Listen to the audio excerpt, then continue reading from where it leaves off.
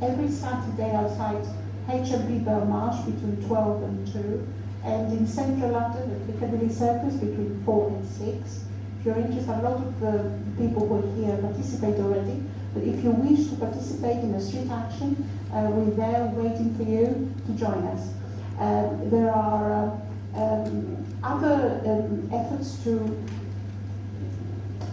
spread into the UK the conditions of Julian Assange, and there is another documentary called Hacking Justice who makes the rounds, who provides insight from inside the Ecuadorian embassy and interviews with the legal team, Garçon in Spain. And so I encourage you, there is a showing. When is it, Jeannie? 18th of May. Details over there if you're interested in participating. I'd like to thank everyone for coming. It's been wonderful to be among you. And handing over to the organisers. Thank you. My question was not even being touched on. What was it? Am I not allowed to answer? You referred to the European Court of Human Rights. Yeah, so I answered that. I said that. Okay, fine. There is something I want to say about the European Court of Human Rights. Something positive, which not a lot of people are aware of. Hi, Alan. Yes, we mentioned that. Thank you, Alan.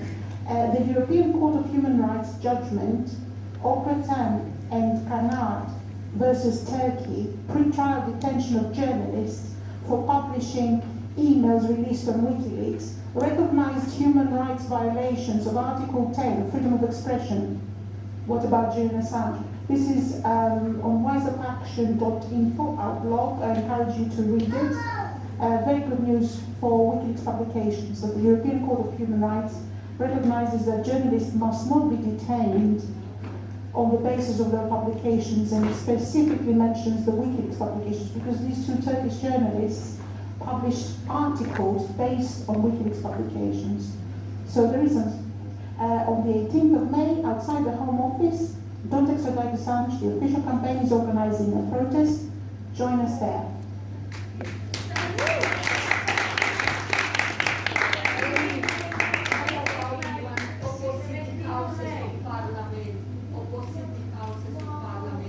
Every Wednesday, living like that in Chakama. And we go Chakama. We hold a meeting now.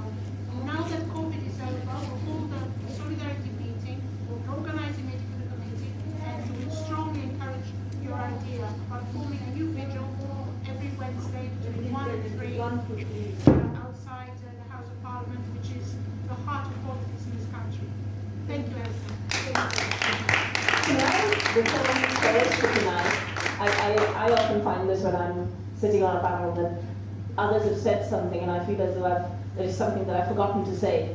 And so if I may, I'll just ask Pablo, because I think most of the questions have been directed around the legal process and how we can help. If you had any final thoughts, Pablo.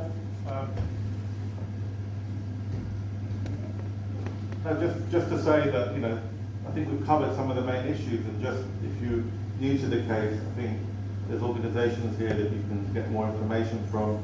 There's the excellent extraditeassange.com website that's got a take action part of that website, and it's very kind of clear what you can do, writing to your MP, etc., etc. And I think it's worth doing that. As we've heard, MPs do respond to a certain amount of pressure. And I think, again, just to say that this case has really opened up the extent to which some of the institutions that we rely on as a basis for democracy, the media, the judiciary, have become corrupted and are not fit for purpose. So I think, we need, obviously it's about Julian Assange, and it's about journalism, it's about free speech, but allowing this decay, this sclerosis to continue in our institutions will mean that this democracy is not really worth talking about anymore. So I think it's beyond, it's more than just Julian Assange. I think we really need to sort of pay attention to what's happening to the UK and the relationships it has with countries such as the US, where it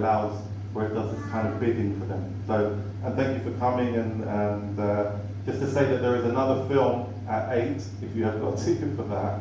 I think we're going to try and, there's a bit of a hand. If you've got a ticket for that, maybe just like get it checked out over there. you're welcome to come again for that film, and thank you for coming, and yeah, get in touch if you want to show the film as well. And I would urge you to give a round of applause to our speakers.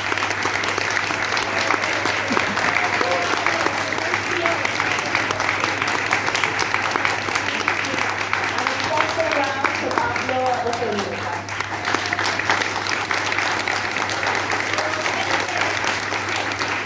So the other film isn't about Julian Assange, it's about an environmental action in London, so but you can find out more details. But please feel free to come and chat to everybody there.